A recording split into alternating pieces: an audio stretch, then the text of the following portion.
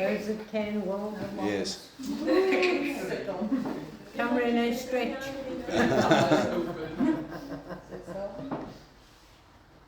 Father, we just want to thank you for this time together, for this Shabbat.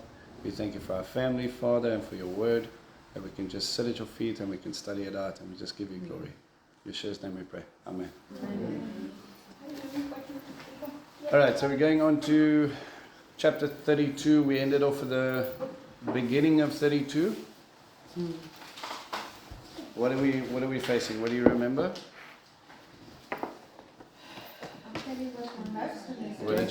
Jacob's getting ready to meet with his booty. Yeah. Household items were stolen. Right, and God showed him that he could protect him by dealing with who? Laban. Right, Laban. So Laban went out, he wanted the whole Inquisition thing, he wanted to go see what was going on, why did you do this, why did you steal that, and all the rest of it, and God said, I'll be with you. Mm-hmm. And that prepped him for what he's going to face next. Alright, so I'm just going to, if you're in the CJB, it's from chapter 32. If you're not, it's 31 verse 55. Early in the morning, Laban got up, kissed his sons and daughters and blessed them. Then Laban left and returned to his own place. Jacob went on his way, and the angels of God met him. When Jacob saw them, he said, this is God's camp, and he called the place Mechanaim, which means two camps. Okay?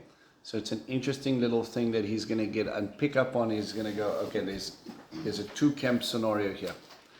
Jacob sent messengers ahead of him to Esau, his brother, toward the land of Seir, the country of Edom. Now, before we get there, where is Seir? Mount Seir. If you were looking at Israel, and then south, you've got upper, right. You mean the south? South, right. Okay, is it Southeast. Is it in Israel? Not today. Is it in today? It wasn't in either. Mount Seir is the Edomite territory. Okay? It's just to the outside, so down south. Remember where he's coming from. He's coming from Haran, which is northeast.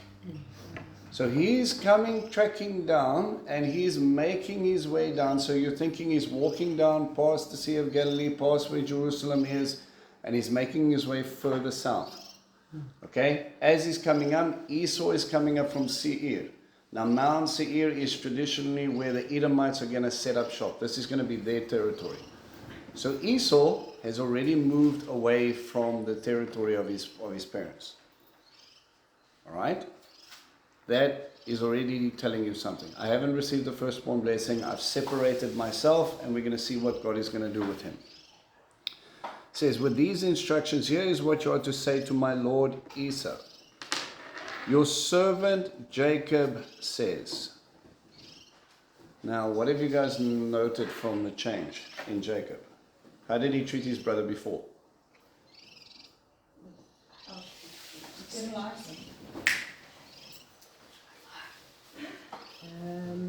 Let me try and overrule you and be on top of you and steal this and steal that and be better than you, and now he's humble and submissive. And you think he treated him with a little bit of contempt, and then, but what now would be the change of heart for the two? Why would Jacob now all of a sudden say, okay, your servant? Because he's bummed. it could be that he's scared, but he's also probably had some change with the Lord. Okay. Hopefully, God willing. How did God change He made Jacob? His father's God become his God. It's one part of He it. didn't make it, but he caused that to happen in Jacob's life. But he also had to teach him some lessons. Yeah. How did he think about it practically? Okay, we know that Joseph thought he was something special, and God put him in pits. Correct. Right? Slow down in a pit, betrayed by your brothers. Then he went into a prison. Just when he thought he was something, he just kept on getting demoted. To teach him, listen, this isn't about you. Yeah. How did God use the situation to deal with Jacob? still not about you. He's got that part. I think it's the same way. It's not about you. Yeah, but how did he teach him? What did he do? Gave him a wife he didn't want, and gave him children he didn't want. We're getting closer. How did he get those wives? When He was gold. He was reminded of the promise. Yeah, not so much there. This- You understood what it meant to be deceived though. Right. Yeah. Remember, he deceived, he take the birthright, he says, oh, is that how you think you should Yeah. deal with people? Yeah. You want the birthright. You want what's due to you. Then he gets sent to Laban, and every time he's supposed to get what's due to him, it gets deceived. It gets changed. So now when he looks back at what he did to his brother, do you think he goes, oh yeah, that's because you're No, Newt was his. you've got some problem with your attitude? Or was it now looking back going, what did I do? No wonder you're upset with me. No wonder you're annoyed with me. I acted exactly like Laban. Yes. Okay? It's only when you are down and out that you reminded. It is that, but in the same case, until you recognize what you've done wrong. Yeah, okay, fine. Okay, now in this moment, he's really had to face himself. He looked at himself in the mirror. Every time something was supposed to do this, Laban did that. And every time he treated, he thinks, look back, but I did exactly the same to Esau. I did the same to my father. Self-awareness. You know, it's not a pleasant thing to look back at the way you treated others. And to be then treated like that. And then you can go, how can I be mad at them because actually I was that? Right? There's this process where God, if you don't acknowledge the wrong, then you don't really get to the teshuvah. So he lets him feel what it's like to be deceived. And now when he comes to Esau, he knows he has the blessing, he knows he has God, but he still has to make right with his brother. Okay? So he talks and he goes, your servant Jacob says, I've been living with Laban and have stayed until now. I have cattle, donkeys and flocks, male and female servants. I'm sending to tell this news to my Lord in order to win favor. The messengers returned to Jacob saying, we went to your brother Esau and he is coming to meet you. With him are 400 men. Sends a group of people and he says, I have stuff. I'm coming back from Laban. I've been there till now.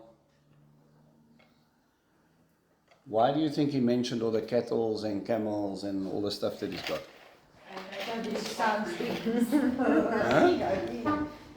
I have peace offerings. Yeah. Ask of me, I can pay. And his response was, we'll come out and meet you with 400. Now remember, Abraham went out with 318 to take on 5 different kingdoms, or 4 kings, sorry, 4 kings of the north. And slain them. Now all of a sudden, now you've got to stop and you've got to think. As much as we've been reading the story from Jacob's point of view, what has God been doing with Esau? Setting up his territory. Now all of a sudden he's got access to 400 fighting men. He's also been blessed, but now we're going to see the heart condition and the heart response, and we're going to see how you're going to react. Is this going to be a restoration, or are you now going to, I've been waiting a really long time, 20 years to see your face. Imagine brewing on a revenge for 20 years. Hopefully it would have. I think after 20 years, it's I want your bones. I don't want you to die. It can't be that bad. 20 years. No, it would relax in its slacks. If you are Die focusing on ons moving it. Eerder in suurwyn.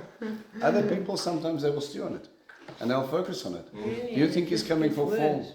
Well, look at the fruit. If I want to come say hello to my long lost brother, am I going to take 400 men with me? No. He's saying, I'm coming for you. So, let's see how Jacob responds. Jacob became greatly afraid and distressed. He divided the people, flocks, cattle, camels with him into 2 camps, Mechanaim, and saying, if Esau comes to this one camp and attacks it, at least the camp that is left will escape. Now, stop and think. If that was you, would you think, I'm going to put one out there, and if it gets attacked, then it gets an attack, and then the other camp can survive, and that's the win? It's something very different in the way we see a victory. All right? If we read pieces of the biblical text, okay, and we go, all right, David went out with so many men, not one of them was lost, they all come back, that's a win. But there's something different in sort of this cultural narrative that you pick up. When you go to the Holocaust Memorial, and it's not a place I advise people go if you're going to think you're going to go have a good time.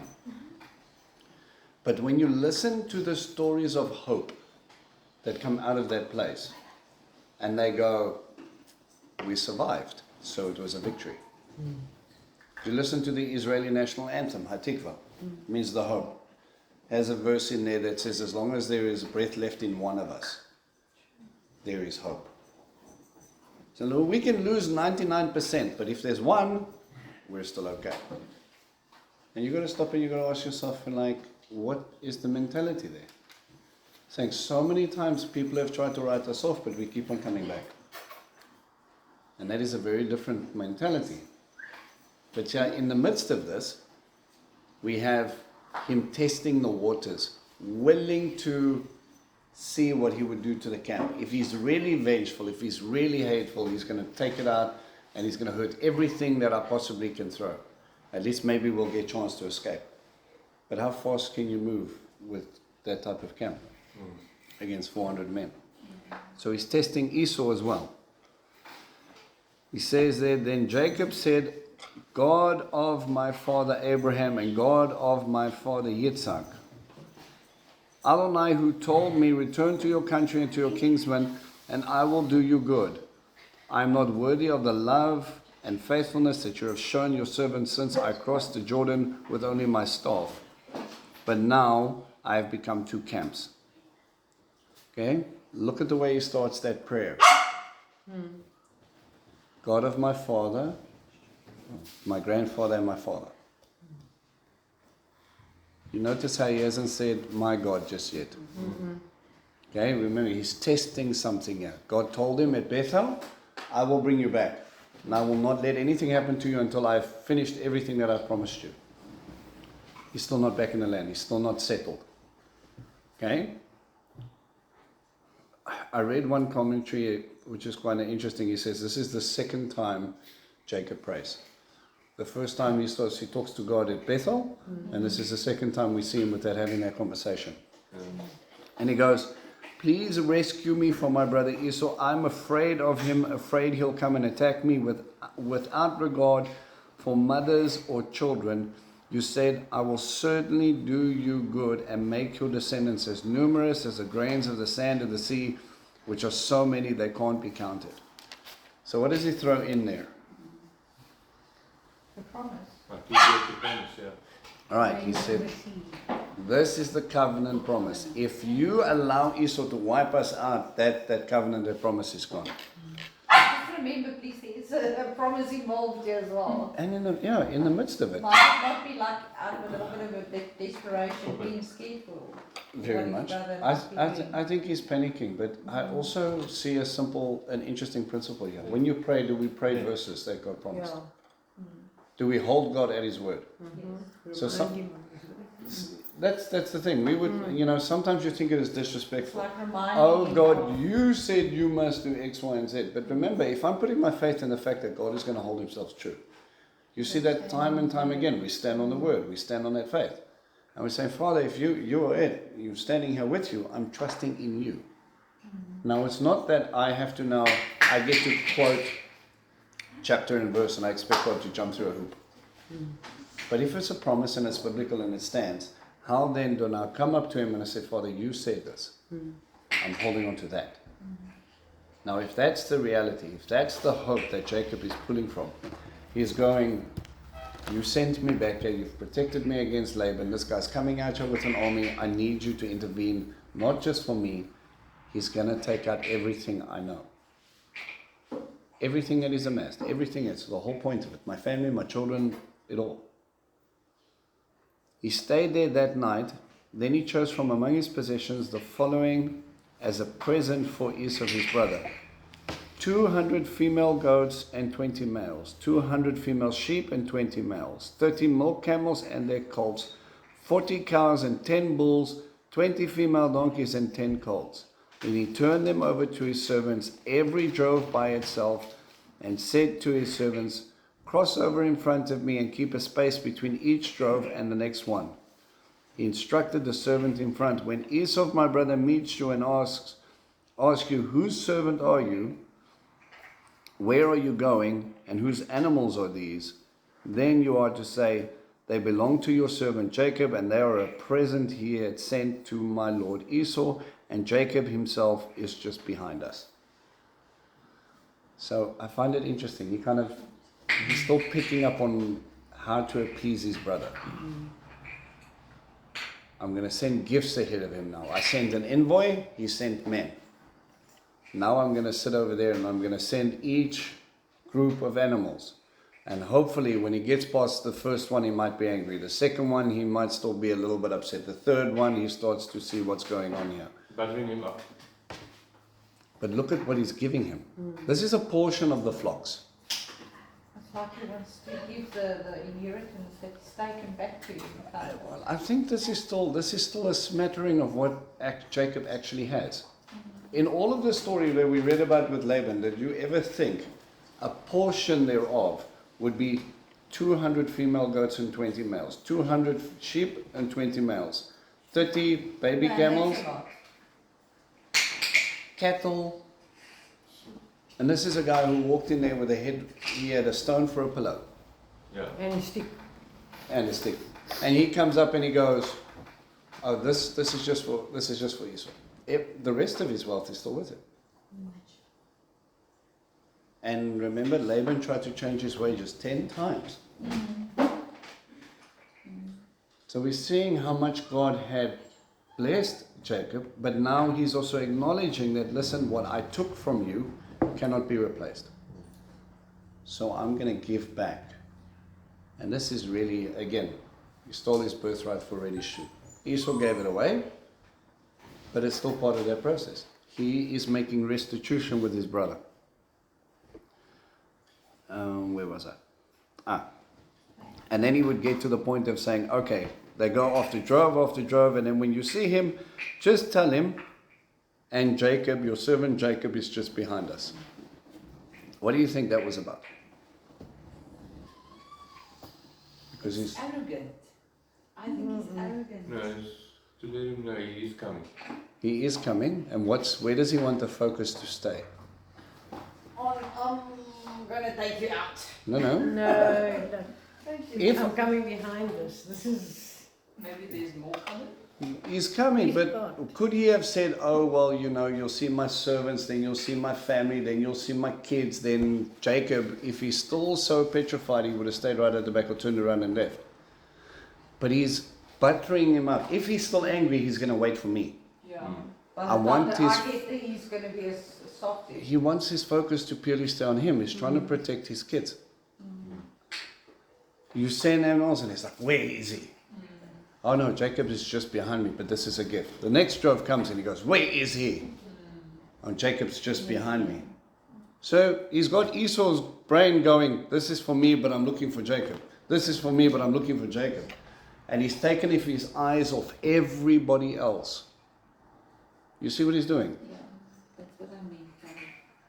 Yeah, he's trying to draw him too. The wording, what I'm Yeah. mean, He's trying to draw him in, and he says, listen, Esau, it's you and me here. Let's not worry about my kids. Let's not worry about my servants. Let's not worry about the flocks. Let's just you and me. But he still tries to make teshuvah. He says, for he said, I will appease him first and present with him that goes ahead of me. Then after that, I will see him myself. No more running away. Not like he ran away from Laban. Not like he ran away from Esau. I'm going to stand and I'm going to face him. And maybe he will be friendly towards me. So the present crossed over ahead of him, and he himself stayed that night in the camp. So here again, for the first time in a long time, Jacob is sitting by himself.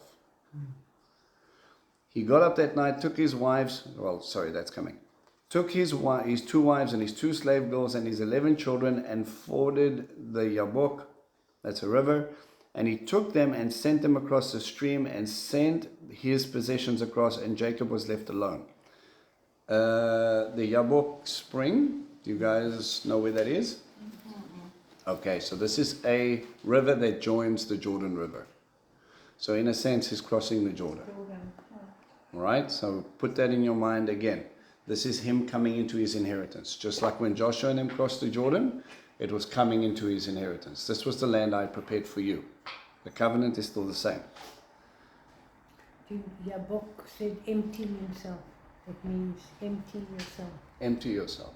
Yeah, probably empties itself into the Jordan. Yeah, something like that. But Yeah. I mean, he was emptying himself, wasn't he? Yeah, And there's a all complete change, right? Again, they're crossing over, leave the old behind. Nice link. Then some men, where was I? He was alone. 23. Yeah, he sent him across the stream and his position across in Jacob. Yeah. Then some man wrestled with him until daybreak. All right, so this is where things get interesting. He's there, he's alone. The last time he was alone, he saw a ladder. Now, he's sitting over there, and all of a sudden he's having a wrestling contest. Now, it says a man, but it's going to change as we go on. Just listen to the wording. When he saw that he did not defeat Jacob, he struck Jacob's hip socket so that his hip was dislocated while wrestling with him. The man said, "Let me go because it's daybreak." But Jacob replied, "I won't let you go unless you bless me." So he's wrestling for his blessing. Okay? The man asked, "What is your name?" And he answered, "Jacob, Yaakov." Then the man said, "From now on, you will no longer be called Yaakov, but Israel, because you have shown your strength to both God and men and have prevailed." So, we can look at this at this point, we can stop and we can go, we have wrestled against God and man. So where does he wrestle with God? Right, yeah. Think previously first. Oh, It doesn't have to be a physical wrestling. It could be a little bit of, little bit of negotiations, right? Okay, so that could be it. Where does he wrestle with man? You could look at it here and you could say Laban. You see how they both fit the ball. Okay, but it's going to get stranger. Let's carry on. Jacob asked him, "Please tell me your name." But he answered, "Why are you asking about my name?" And he blessed him there. Jacob called the place Peniel. What does Peniel mean? face.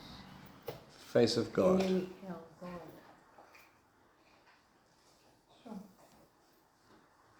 Because I have seen God face to face, yet my life is spared. As the sun rose upon him, he went on past Peniel, limping at the hip. This is why to this day the people of Israel do not eat the thigh muscle that passes along the hip socket, because the man struck Jacob's hip at its socket. Okay. Now there's an interesting link. If someone can go to Hosea chapter 12. Oh wait. Hosea 12. We're going to read from verse 3.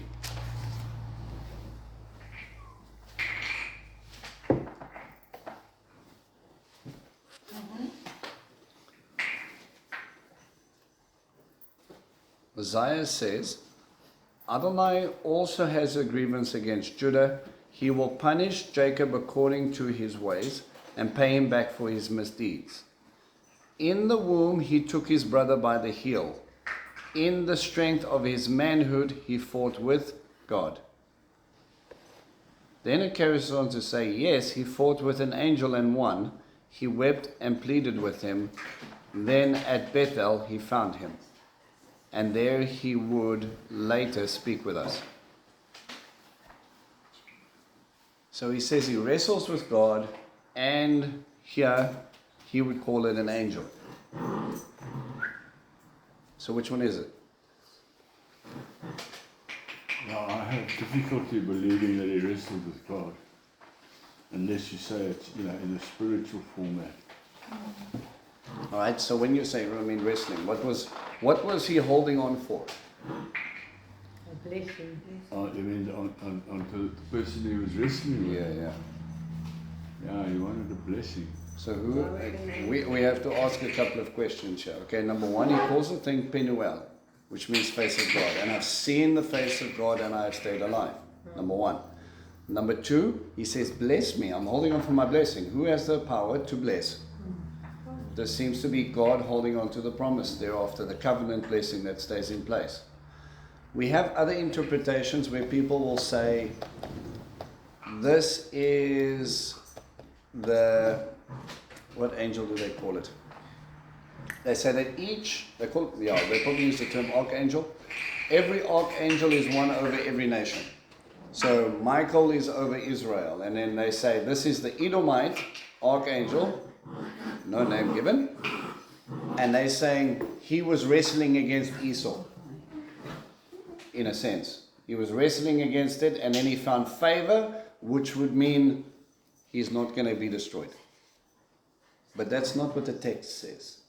The text seems to imply face of God, I've seen him face to face, and it sets it up as if we're talking about what is Jacob about to do that he doesn't normally do.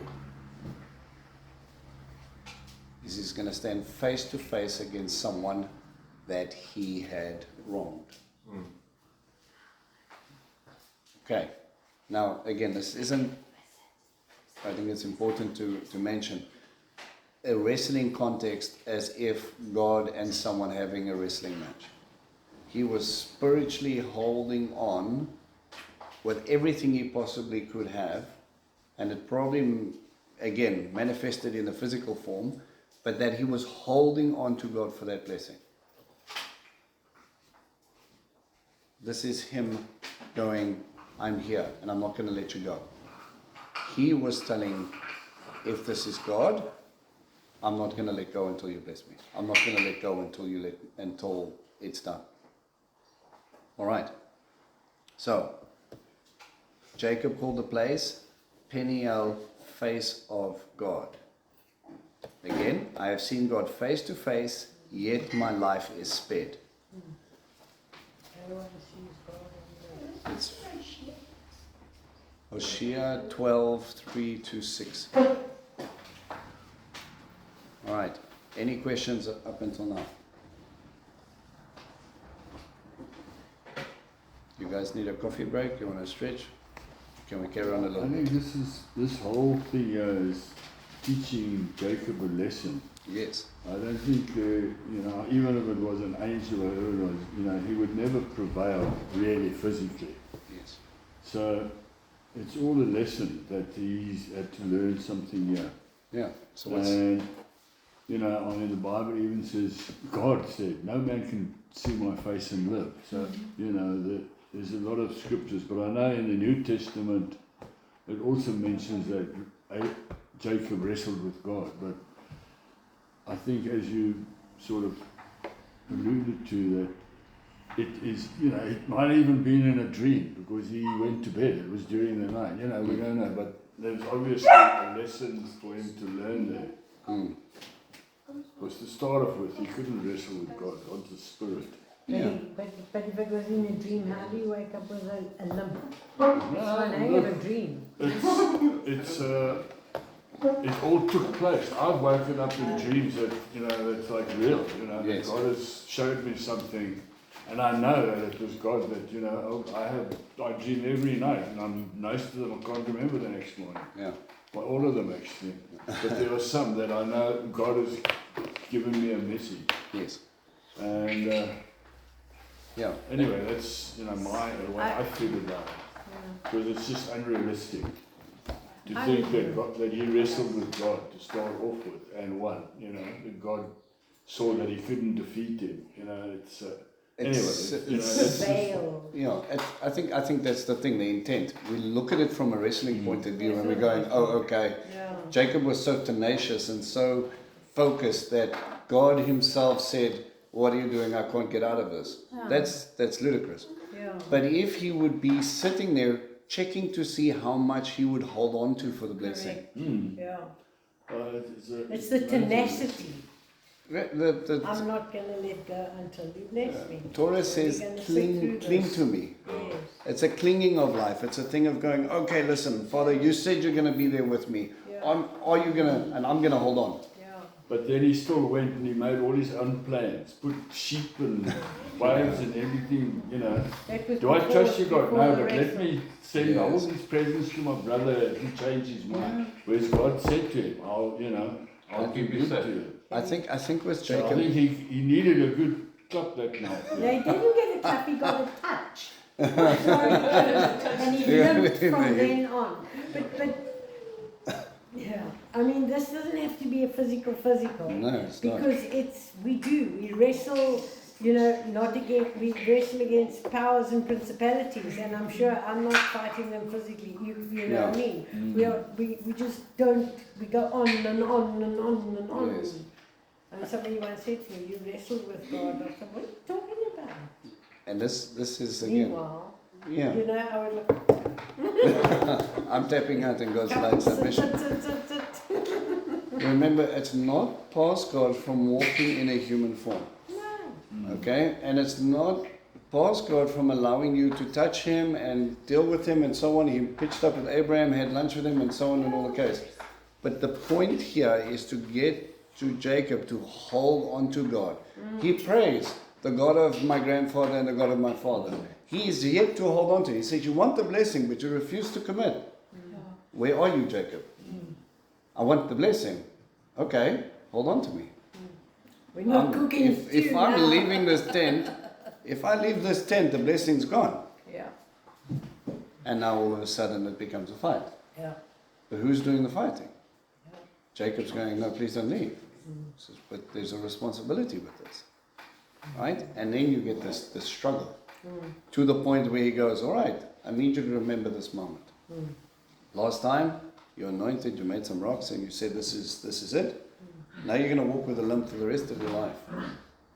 He said, remember, you are nothing unless I carry you. Remember, I'm your crutch. Remember, I'm the one who got you there. If anybody looks at you from this moment on, and then they're going to go, what happened to you? That was the moment he held on. Are you following the pattern? Okay? I think his mindset was also very much, he had got the birthright, he had got the blessing from his father, but he fled, so he didn't take anything with him. Yes. He had servants, it says, he had a few servants that went with him. So he's actually spent 20 years and he's built up a lot of wealth. And I think that he's saying to his brother too, I'm not coming home to take all, my inheritance and stuff that I stole from you. Yes, I'm rich. I've sort of built up my own thing, Also part of, Yeah. And that's why I think he's got this thing with blessing.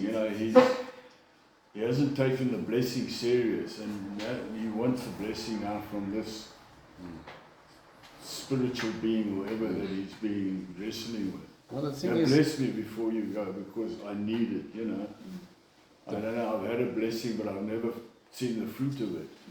well, And he probably thinks he made a lot of that stuff on his own 20 years of hard work. well, no, he said that God had, if it hadn't been for God, remember when they left? He had a If it hadn't been team. for God, Yeah. and here he sees with God, but the responsibility, the biggest thing that we see is that when Jacob makes a mistake, he runs. He trips you up and then he runs. Now, he's like, no, I need you to step up. I need you to face it. I need you to hold on to it.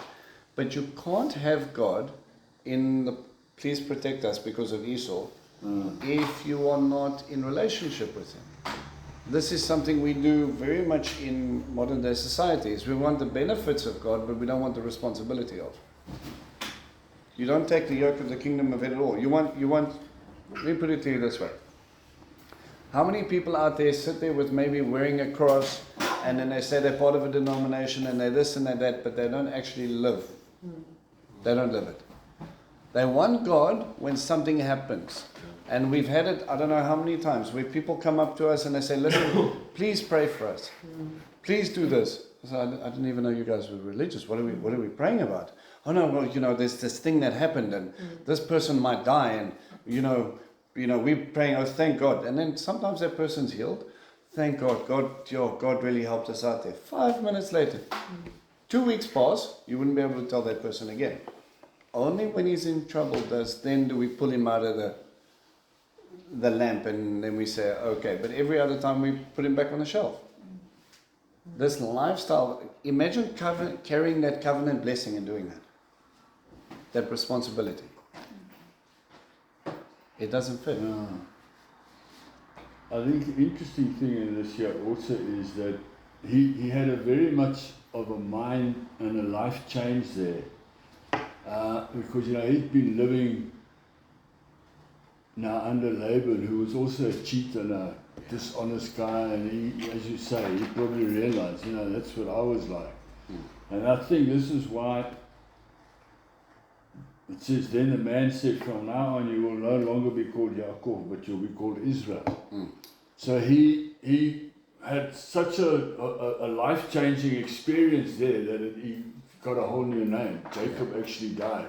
Yes. Well, that's it's like when we get born again, the old man must be put down. And I think maybe that was his experience there. Part of. But what we're going to see is something very weird with this scenario. Because when Avram became Avraham, from that moment on it was always Avraham. Isaac never got a name change. Listen to what it next says, right? He says, if it is God, it says, you will be called Israel, which means wrestles with God. 33 verse 1, Jacob raised his eyes. Now why? I thought his name was Israel. Why are we calling him Jacob again? Yeah, I know. It's always Abraham, Isaac and Jacob. Very seldom Israel. Okay, we're going to see something. There's an interesting play in the person. It is what we would call the spirit versus the flesh.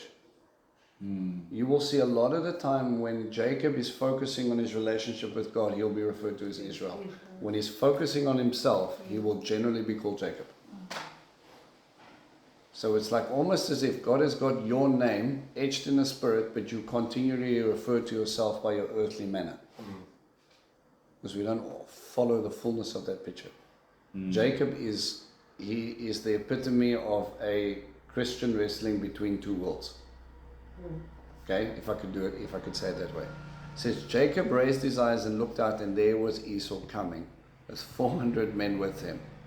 So Jacob divided the children between Leah and Rachel and the two slave girls, putting the slave girls and their children first, Leah and her children second, and Rachel and Joseph last. Now remember, you've got the favoritism thing in your background. Just imagine what those kids must be thinking. Then he himself passed on ahead of them.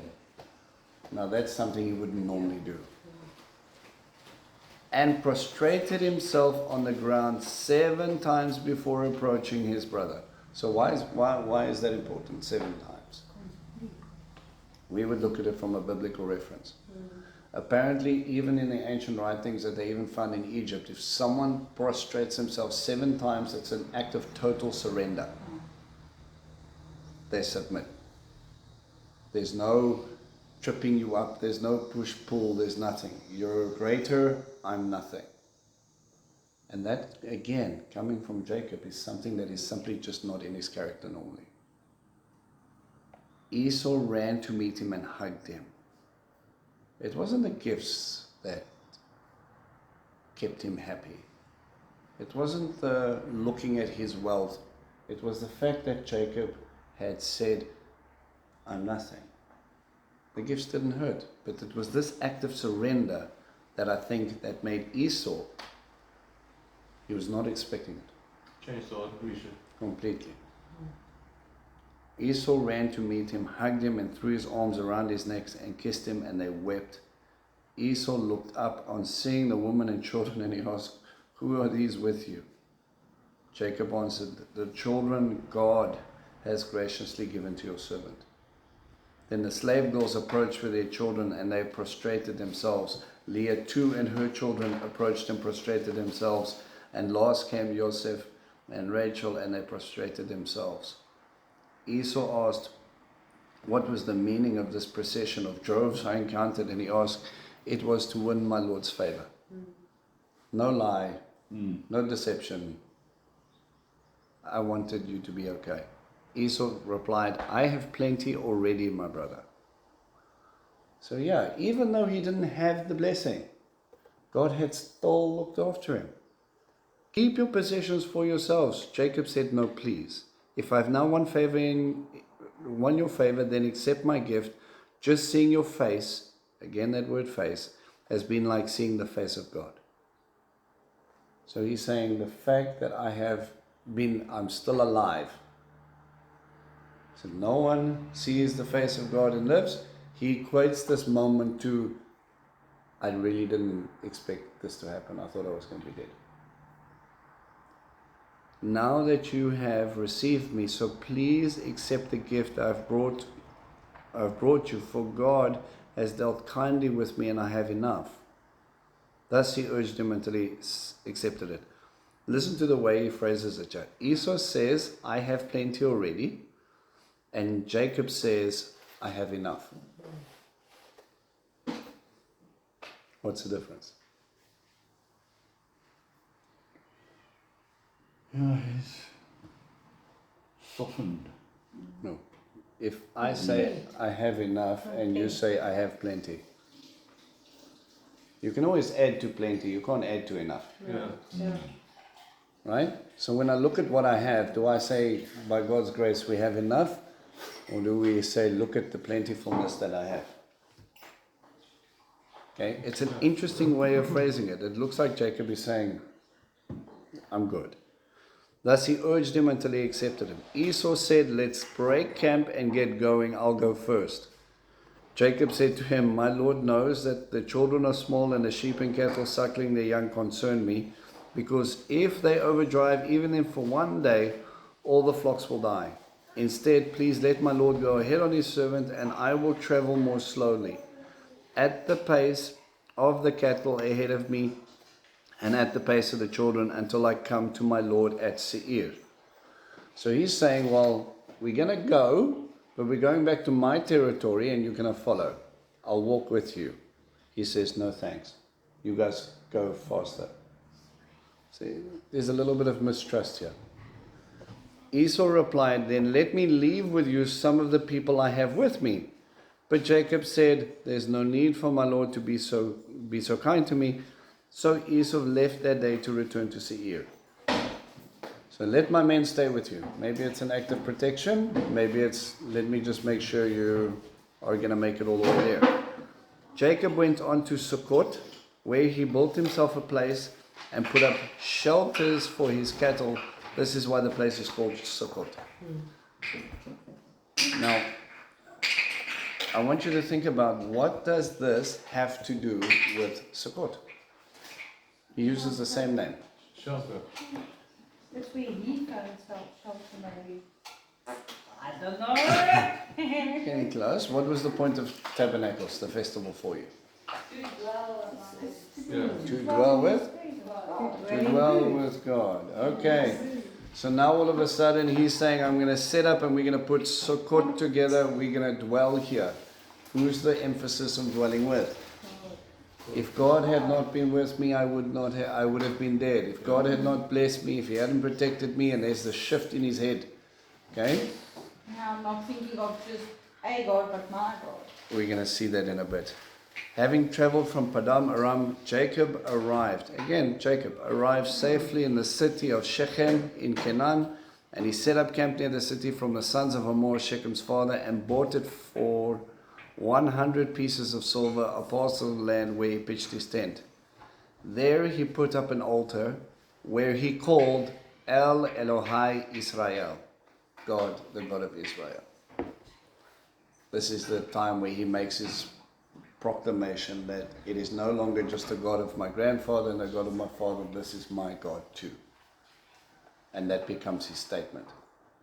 He has been brought back into the land. He has allowed restoration to happen between him and his brother, and everything he has is safe, just like God has promised. I will not leave you until I've finished what I've said before you, or said to you that I will do. And it is in that moment where Jacob has got no other excuses but to say, I'm yours. Okay? All right.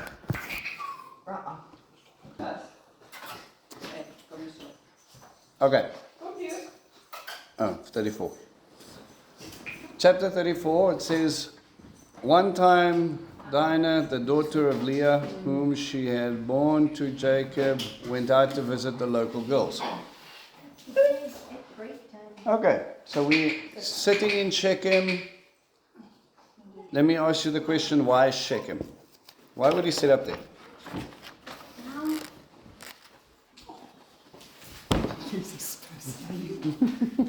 Because his forefathers have been there. Right, because Abraham set up an altar there at one point, so he follows the feet of grandfather and he says, this is a good place for him, this is where I'm getting set up. Dinah, who was briefly mentioned before, goes out and then she goes, hangs out with the local girls, and Shechem, the son of Hamor. So this is now not only the town, but the man called Shechem, the son of Hamor the Hivite. The local ruler saw her, grabbed her, and before I get to the next verse, what's the next two words you guys have? Took her. Lay with her. Gegryp, okay. The CJB will render that as raped her, but it is literally the case of to lay with her. Now, it's not necessarily the way it's phrased in the CJB, because Torah does give a distinction. If you lay with someone in the field, then you're supposed to do what? If she cries out for help and no one is there to help her? You moet haar seker help. No, if no one is there. If you lay with her in the city, Oh, isn't it Then she gets marry her or something? Yeah. no, you have to marry her. You have to pay the bride price. You have to go through this whole process. Okay, so this thing of taking her, we don't yet know the intention and the situation. Okay? It's in the city and she hasn't cried for help. Because she didn't cry out. Doesn't she get? No, they both do. If they're married.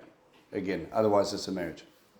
It's if you take a married woman and you lay with her, someone is promised and then it becomes adultery. What if the guy's married but the woman's not? And the guy doesn't tell her that she's married? That's a whole nother kettle of fish we'll deal with at another time. Okay. But here in the case, he takes her, he lays with her and he humiliates her. Now remember in the case, in that sort of scenario, there is supposed to have been bride price negotiations. How did we deal with this? If he wanted to marry her, that's X, Y, and Z, and he doesn't. He sees her, he grabs her, and now we've got a problem. But actually, he was strongly attracted to Dinah, the daughter of Jacob. He fell in love with the girl and tried to win her affection. Shechem spoke with his father Hamor and said, get this girl for me, I want her to be my wife. But he's already taken her. So now we have an issue. Okay? When Jacob heard that they had defiled Dinah his daughter, his sons were with his livestock in the field. So Jacob restrained himself until they came. Hamor, the father of Shechem, went out to Jacob to speak with him, just as Jacob's sons were coming in from the field.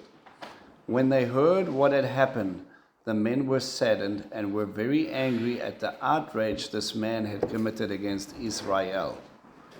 Not against Jacob, against Israel. Okay? There becomes a spiritual aspect to this. By laying with Jacob's daughter, something that is simply not done. But Hamor said to them, my son Shechem's heart is set on your daughter. Please give her to him as his wife, and intermarry with us. Give your daughters to us, and take our daughters for yourselves. You will live with us, and the land will be available to you. You'll live, you do business, and acquire possessions. They're saying, look, this is a good fit. He loves her. He wants to marry her. He wants to go through this. And if we have this covenant of linking two peoples together, then who's going to stop you from just becoming more? It's a win-win, except the way this has been put into play. Then Shechem said to her father and brothers, only accept me. Now put yourself in this position. This guy does that, then he comes up and he goes, please accept me. There's 11 brothers and one dad. And the problem is, this guy is a local ruler. How are we to accept you when you didn't ask the blessing, you didn't ask the bride price, You just took what you wanted. your morals are a problem? And we're dealing with the covenant of God, we're dealing with Emmanuel, this Sukkot, God is with me relationship, and now we're supposed to be okay with this. Shechem said to her father and brothers, only accept me and I will give whatever you tell me. Ask the largest bride price as you like, I'll pay whatever you tell me, just let me marry the girl. So as long as I can pay you off. Yeah. Now, in certain cases it would be right, you should have married her, now you're going to pay extra and that's going to be the end of it. But he's hesitant. The sons of Jacob answered Shechem and Hamor, his father, how? Deceitfully. Wonder where they learned those tricks. Because he had defiled Dinah, his sister. They said to him, we can't do it because it would be a disgrace to give our sister to someone who hasn't been circumcised. Only on this condition we will consent to what you're asking, that you become like us by having every male among you to get circumcised. Then we'll give our daughters to you, and we'll take your daughters for ourselves, and we'll live with you and become one people. Now I want you to stop and think. What does circumcision represent to the seed of Abraham? Covenant. Right, this covenant promise you and your descendants will inherit this land. The Shechemites, the city, they don't really understand this, they don't know what's going on, and there's a whole bunch of my gods, your gods, it really doesn't matter, we can become one people. Can you? No. Is circumcision sacred to God? Yeah, it's a sign. Right, it's a sign of a covenant, and we should say, okay, this is something sacred to him. And they are using this as a tool. Verse 17. But if you won't do as we say and get circumcised, then we'll take our daughter and go away. What they said seemed fair to Hamor and Shechem for the son of Hamor. And the young men did not put off doing what was asked of him, even though he was the most respected member of his father's family, because he so much wanted Jacob's daughter. Hamor and Shechem, his son, came to the entrance of the city, or at the gate, and spoke to its leading men. These people are peaceful towards us, therefore let them live in the land and do business in it. As you can see, the land is large enough for them. Let us take their daughters as wives for ourselves, and we'll give them our daughters. But the people will consent to live with us and become one people only on this condition, that every male among them gets circumcised as they themselves are circumcised. Listen to the selling point. Won't their cattle and their possessions and all their animals be ours? So look at all of these wealth. If we do this thing, yes, I get a wife, but we get all of this extra money. It's going to be part of us. Only let's consent to do what they ask, and then they will live with us. Everyone going out of the city gates listened to Hamor and Shechem his son. So every male was circumcised, every one that went out the gate of that city. On the third day after the circumcision, when they were in pain, two of Jacob's sons, Shimon, Simeon, and Levi, Dinah's brothers, took their swords, boldly descended upon the city, and slaughtered all the males. They killed Hamor and Shechem his son with their swords, took Dinah out of Shechem's house and left. Pause. He lies with her and he keeps her. Then he enters into negotiations. So they're like, let me marry her. Can you please return her? No, we'll deal with that later. Just let's sort out the bride price and all that stuff and then we can just carry on. So it wasn't just a lying with, he literally abducted her and held her hostage. So what did they do? They said, how do we get them out? We're going to go to war. Well, it would be easier if we just render all the fighting men useless. So they used circumcision as a tool for them to be wiped out. Now they said it was so sore after the third day they couldn't even lift a sword to defend themselves. Now, Interesting fact. I wonder who circumcised me. who circumcised me? Oh yeah. Because they wouldn't know how to do it. So you could do that, it could be really painful on the third day, by the third day still. There was no rabbi going, okay, No, really. everybody make a line. Because on the third day it doesn't hurt, you know. The thing is, it rendered them useless so they couldn't defend it. Yeah. Okay, now I want you to compare sort of the story of Abraham and his household when God said, okay, listen, I want you to circumcise every male in your household. Those who are born of it, those whom you bought with it, it doesn't matter if they're in the house, get it done. And yeah, you have an entire city who does the same. What is missing in this picture? What is the difference between the two? There's no covenant and sign of the blessing from God. Covenant equals what? God's part in it. Relationship. If you have no relationship, the sign means nothing. If we let me to you put it this way: I wear a wedding ring, but I'm not married. I'm not even dating somebody. Is that because I wear a wedding ring? Does that mean I'm married? They're going to ask me, "Where's your wife?" Well, I don't have one. And why do you wear a wedding ring? So you have circumcision. Where's your God? No, we worship these other idols. What are you talking about this God of?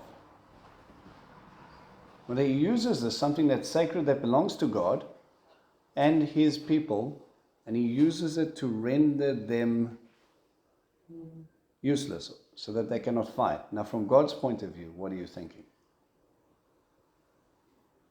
You have ruined something that was sacred. Yeah.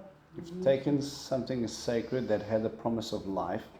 Remember, it was through you and your seed that the whole earth would be blessed, and you've used it to create death.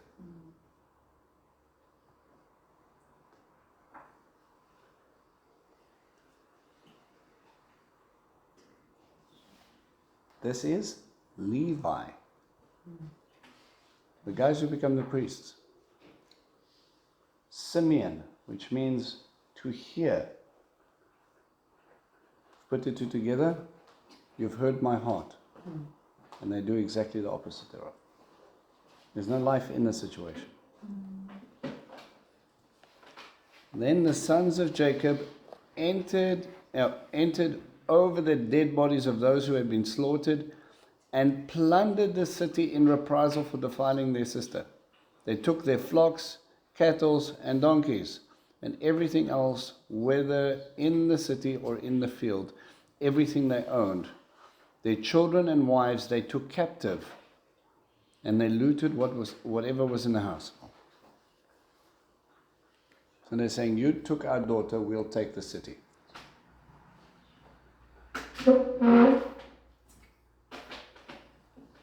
But Jacob said to Shimon and Levi, you have caused me trouble by making me stink in the opinion, or the sight, I suppose, of the local inhabitants.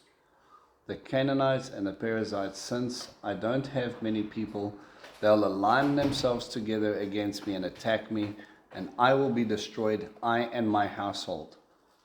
They replied, should we let our sister be treated badly?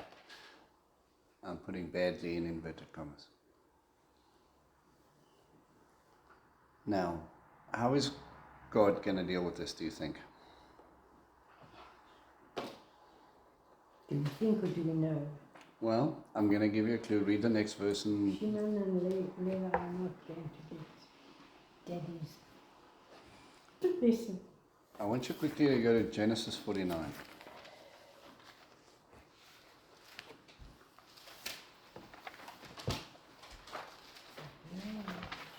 Genesis 49 is going to give you a little clue of how he's going to deal with Shimon and Levi. If we look from verse 5. Now 49 has to do with the blessings of the children of Israel as in each tribe. It says, Shimon and Levi are brothers related by weapons of violence. Let me not enter their council.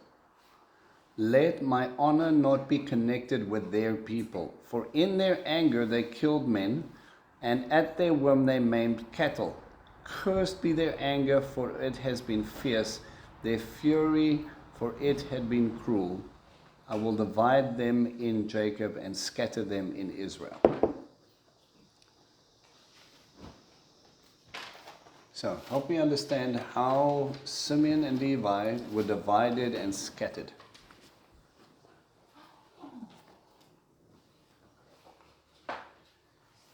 My brain has come to a standstill. Yeah, it's not something we think of, but it was because of this moment.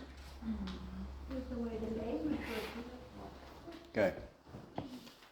If you look at the territory of Judah, you will see that Judah completely surrounds Simeon. It's completely enveloped. So when you look at the territory of Judah, you're actually looking at two tribes, Simeon and Judah in one place. So look at that again. What did Genesis 49 tell you?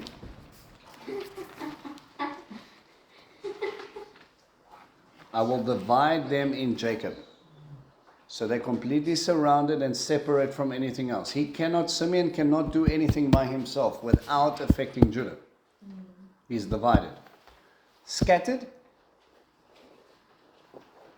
And Levi, because he's there, there's Levi. They don't have any inheritance. Right. They never got inheritance. Now God uses something like this bad incident and he turns it into a blessing. Instead he sets up cities of refuge and Levitical cities scattered throughout the land. And he says, I'm still not going to keep you all in one place, and I'm not going to let the two of you get together, because when you do, you come up with bad ideas. So what I'm going to do is I'm going to scatter one throughout, and you're going to be focused on one area, and Simeon is going to be under the control of Judah. Now, if you look at the age group of who was born first, look back at your notes. Reuben, Simeon, Levi, and all who was fourth? Leah's other son. Judah. So what you're saying is the younger will become more responsible over the older, because these guys had made bad choices. So we're going to see some interesting things of how sort of each child walks away from the blessing of the birthright because of something they did before. Simeon and Levi make this their moment. But God still doesn't leave them.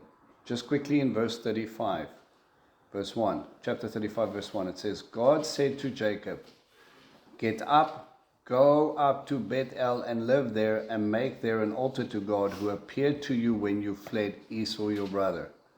Here we again, running. Then Jacob said to his household and all the others with him, get rid of the foreign gods that you have with you, purify yourselves and put on fresh clothes. We're going to move up to Bethel. There I will build an altar to God who answered me, and I was in such distress, and I stayed with me wherever I went. Is anybody a little bit confused about get rid of your foreign gods and purify yourself? When did that happen? Rachel and them all came from that era, and they all seem to have still foreign gods in their possession. Do you think maybe living in Shechem might have had something to do with it as well? You know how long they were there? We don't know how long they were there. Doesn't tell you. But the fact that Dinah felt it comfortable enough for her to go to the well Visit. and has it and be with people, it wasn't anything that was sort of a foreign idea here. And in the midst of it, there was assimilation, and wanted them to come, let us be one people. Come, let's marry and intermarry. Come, let's go through that. And if that had happened, what would have happened to the promised seed, the covenant, the process of being a light unto the world? We would have lost it. Well, what God promised Abraham, to Isaac, to Jacob, all of a sudden would have become a very blended discussion of, well, whatever God you want to serve, you can serve. And the 12 tribes of Israel would not have been of the 12 tribes of Israel. It would have been a mingleness of people thereafter.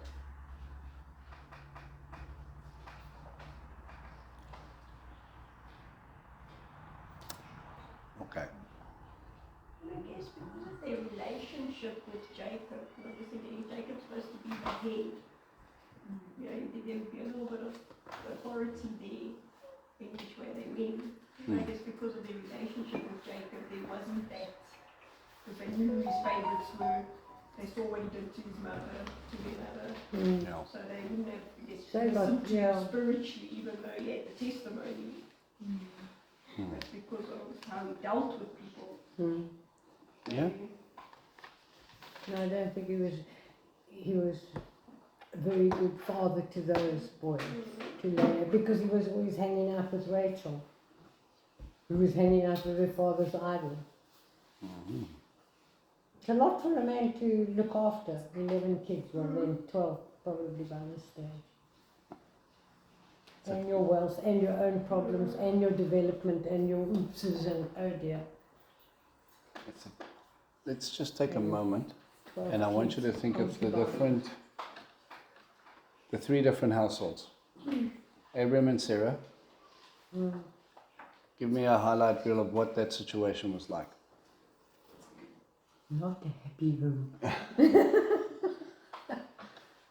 Spent a lot of time with the firstborn, not necessarily the heir.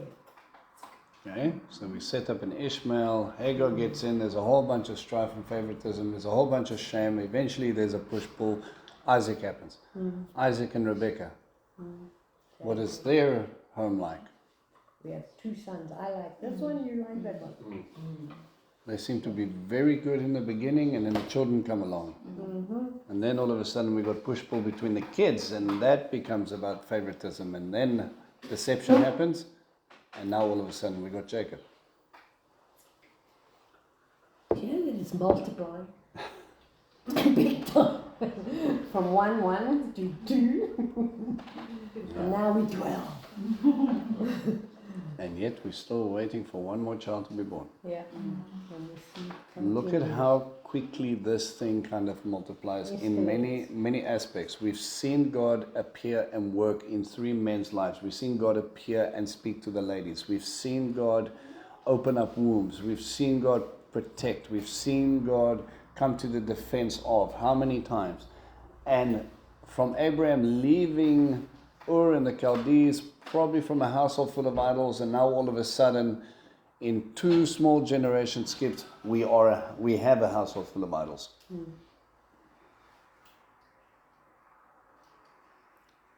Because of what?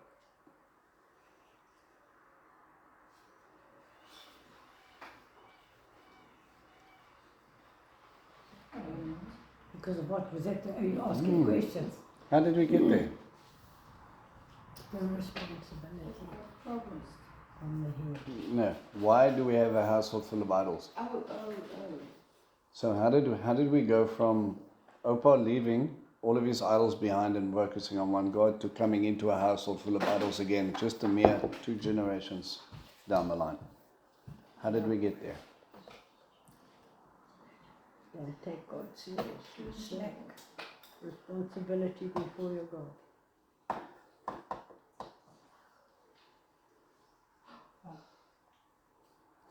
I don't want to take it from a human element, like that, you know what I mean? I want to take it from like a, because we've seen in families where it's like, I'll show you, I'll do different to you because how you treat me. Okay. You know, so it could be a case of, you know, you want me to follow the God of Abraham, I think you're God, but because of what you've done and because of who you are and what I see, I'm going to stray away. I Okay. can also be hurt, right? So I guess that's what people do. It's like, but you say this God does this, but look how you are the love relationship that you are giving to us.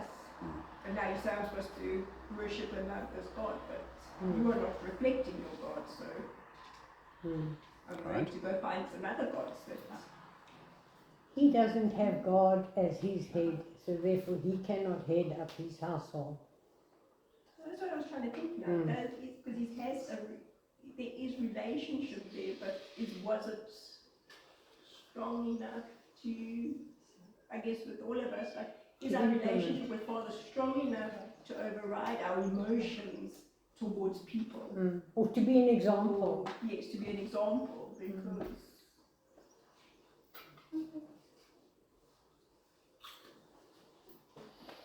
Two small generations, we went from leaving idols behind to saying, let's stop again, get rid of this stuff, we need to get ready because we're going to go to where he camps. It happens quickly. We assimilate in our thoughts, in our patterns, we don't deal with each other right, the favoritism, the push-pull, and all of these other dynamics, and now all of a sudden, and what I find amazing about this little portion is that where is God in the midst of this? And then until we go, oh, Father, they're going to kill us again. And he goes, oh, just go down the road, you'll be fine. Jacob is the one that's upset. Not, Father, where is this happening? Where's the prayer? Where is the protection for Dinah? Where is that entire situation?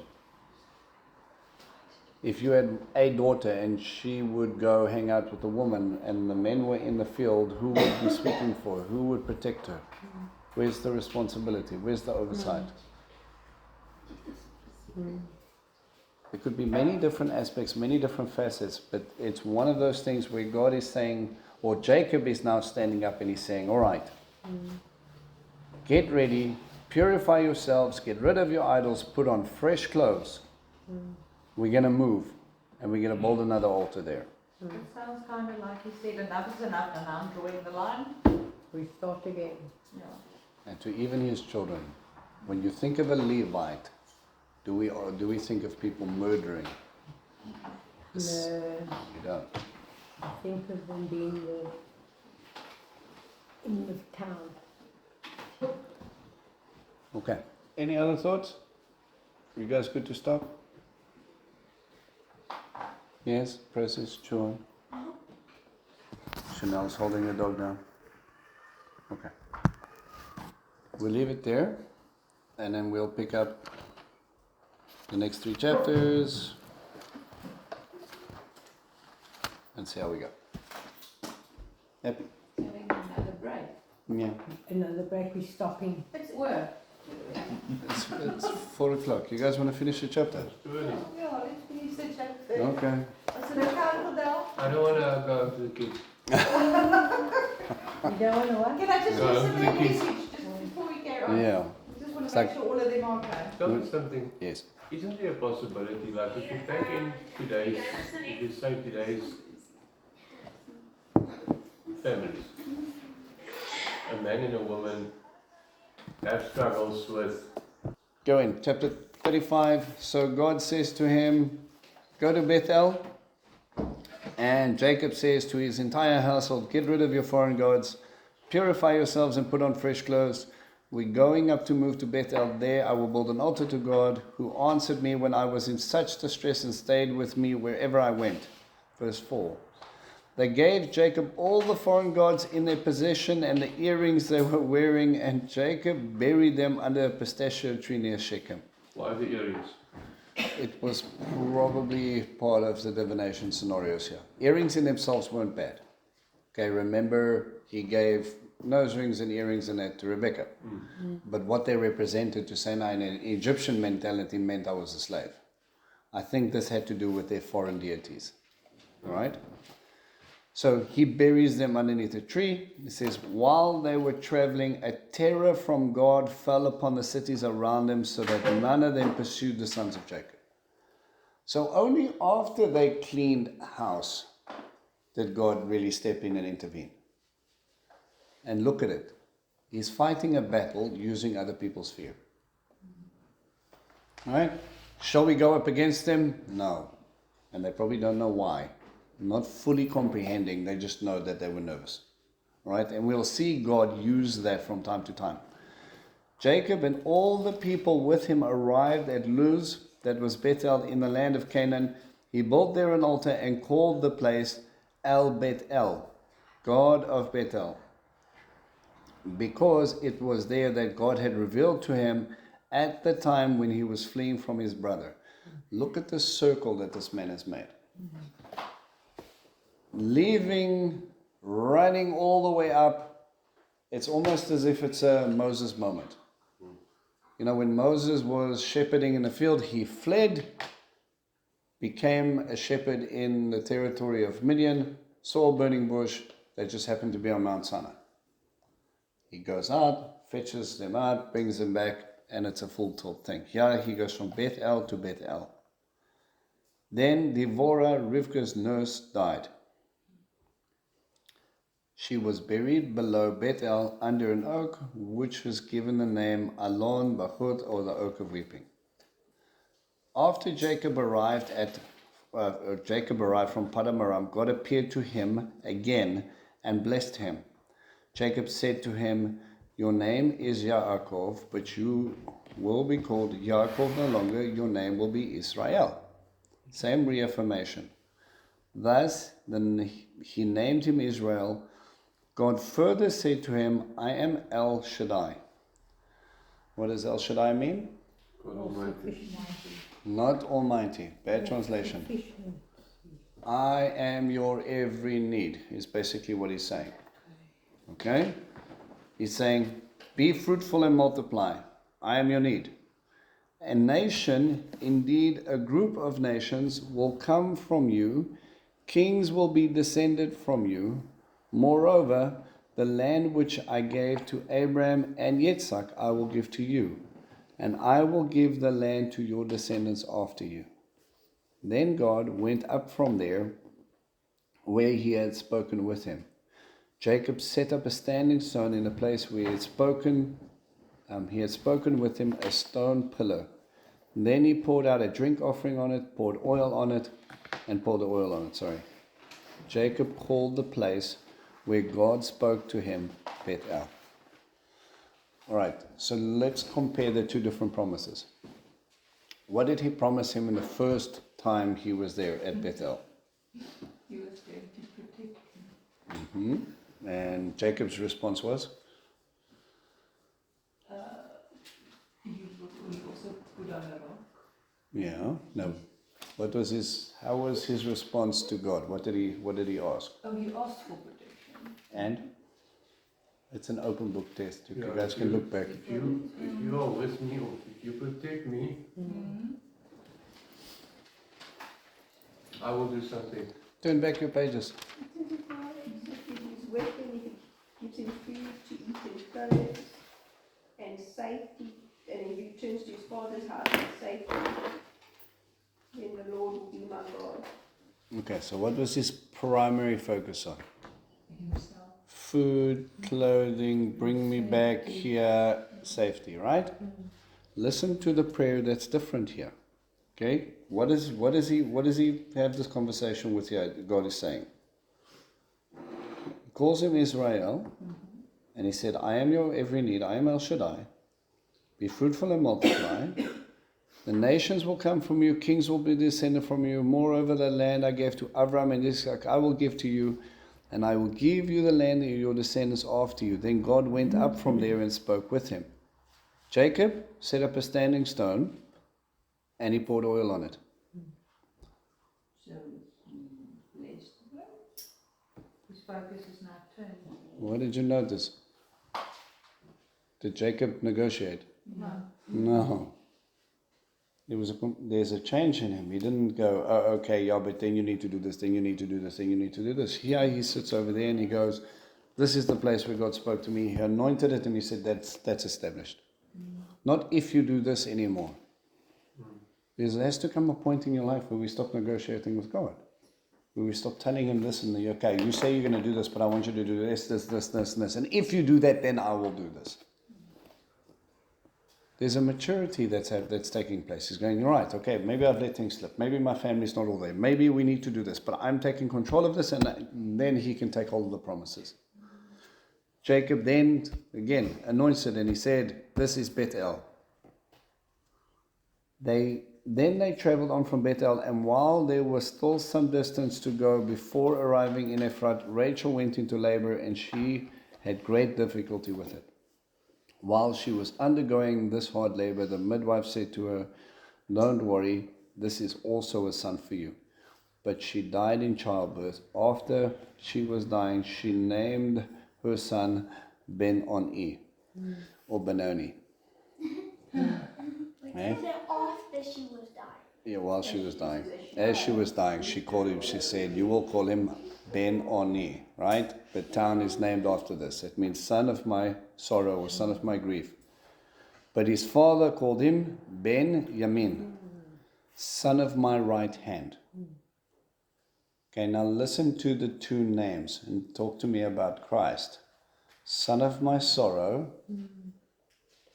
he was named through death. And later then called him son of my right hand. Who gets lifted up to the right hand of the Father? Death will precede him being lifted up to the right hand. It becomes prophetic. But his father called him Benjamin. So Rachel died and was buried on the way to Ephrath, which is Bethlehem. Jacob set up a standing stone on her grave. It is the standing stone of Rachel's grave to this day. The curse of Jacob becomes in full force. Why did Rachel have to die?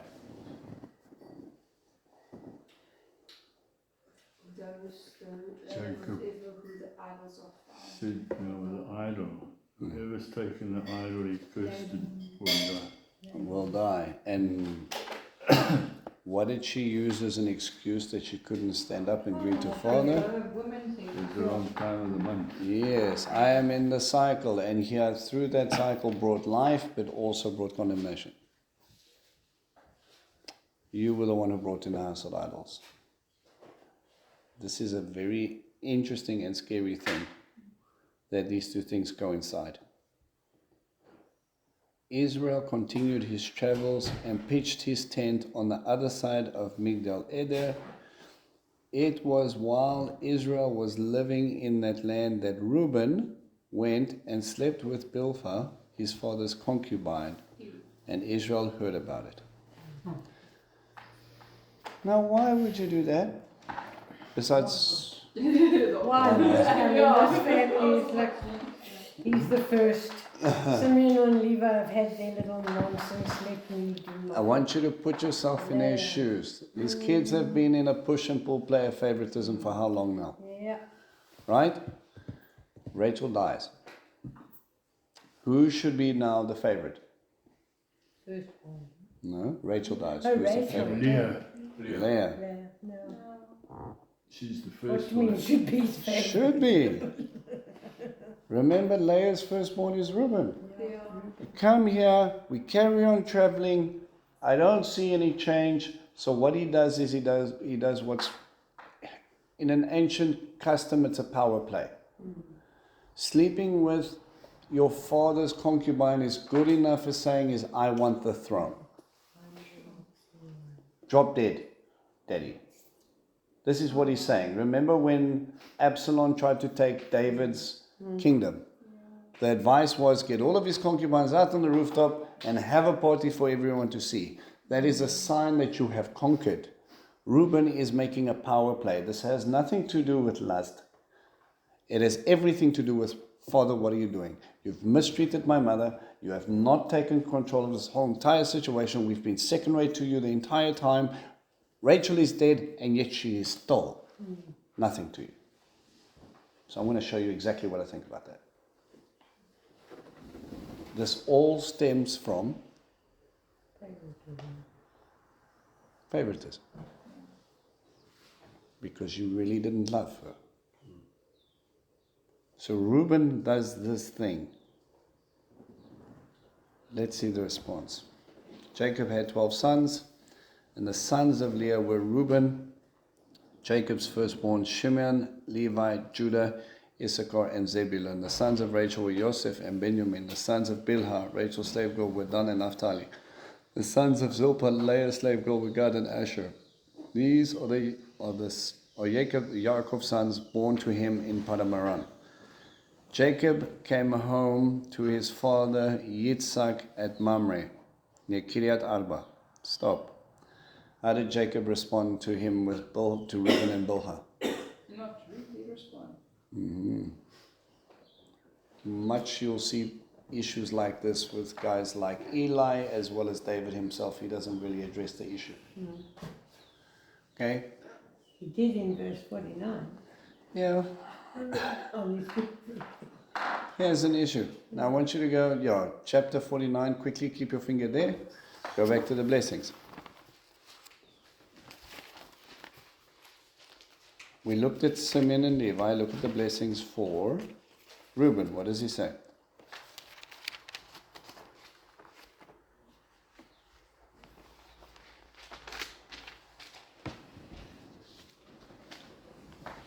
You're looking at verse 3 and 4. What does he say?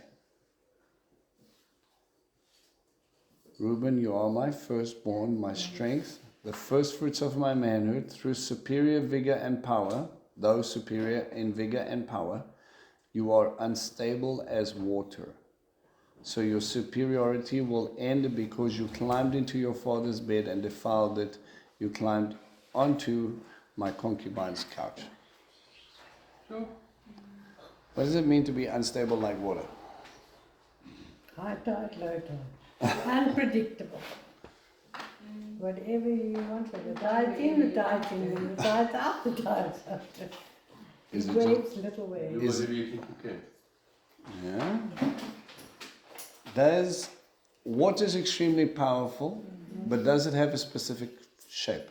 No. Okay, so therefore it has no real standard. It will always go according to whatever it needs to be. If it's in a hose pipe, it's going to come out cylindrical.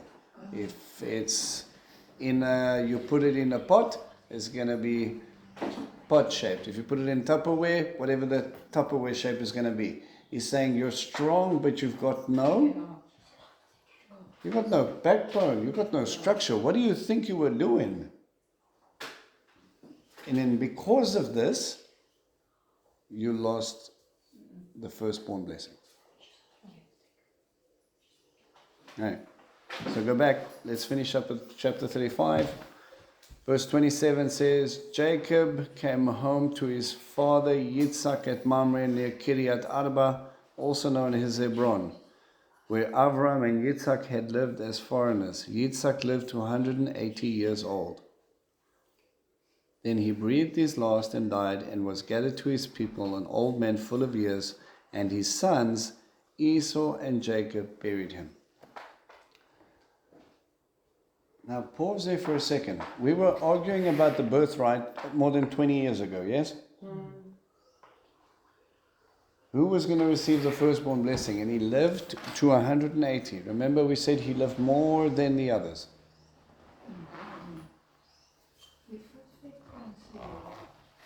So imagine the time that he waited to receive that, and then actually on his deathbed, after all of this stuff, we see that there was this restoration. Jacob was again able to come home and face his father. The first time he sees him in however long, and he buries him. Last thing you guys are going to tell me. What do you remember about Isaac? It's his life. What is the main takeaways that you remember about him?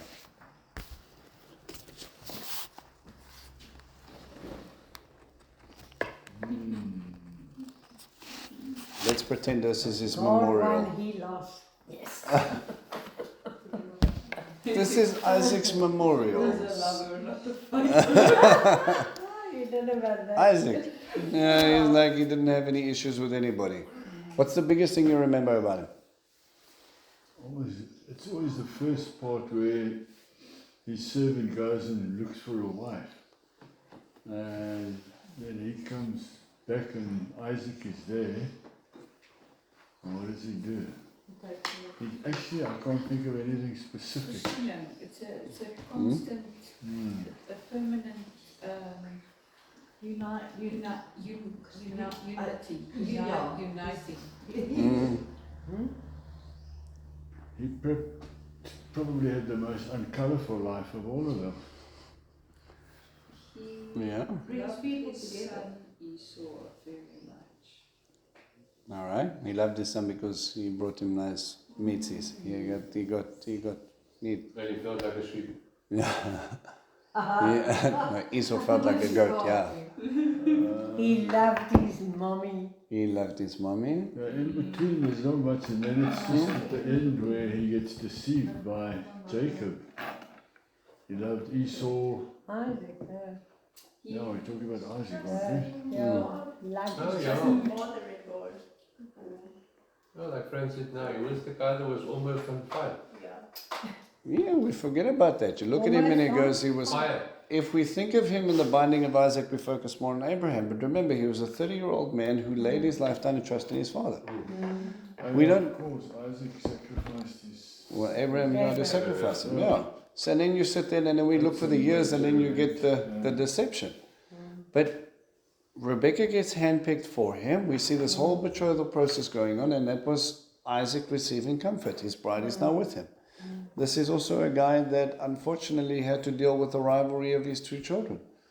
This push and pull that was going on between. And unfortunately, he allowed himself to be blinded because of what favoritism he had. And that is exactly the way Jacob responds to the next group, which is my favorite. Right? So Isaac is an interesting picture if you think of in many cases of how he actually stands out head and tail above the patriarchs from a character point of view, but at the same time we know less about him because he's the least written about of the three. We know lots about Abraham and we know lots about Jacob, and Isaac is sort of this buffer line in between. I'm just the one that was nearly burnt. And I had 2 kids. Yeah, and I had 2 kids. Well, the most profound sort of thing is, but it focused more on Abraham when he was taken up to be sacrificed. Yeah. But if you look at it from his point of view, that was like traumatic. You know? Yeah. To be able to trust his father so much that he laid his life down, climbed on the altar and said, all right, we'll do what you need to. It is some serious amount of faith. Never mind Abraham's faith, but Isaac as well. Okay. All right, shall we pray? Anything. It's only 4:30. Okay, you can chat. Father, we thank you for this time together. We thank you for your word and for your love. Father, we thank you for our family and for the bounty, and we just continue just to pray for those that are here and those that are not. Please keep us safe. Father, please help us walk this walk with you, Father, and we just want to give you glory in everything we do. In Yeshua's name we pray. Amen. Amen.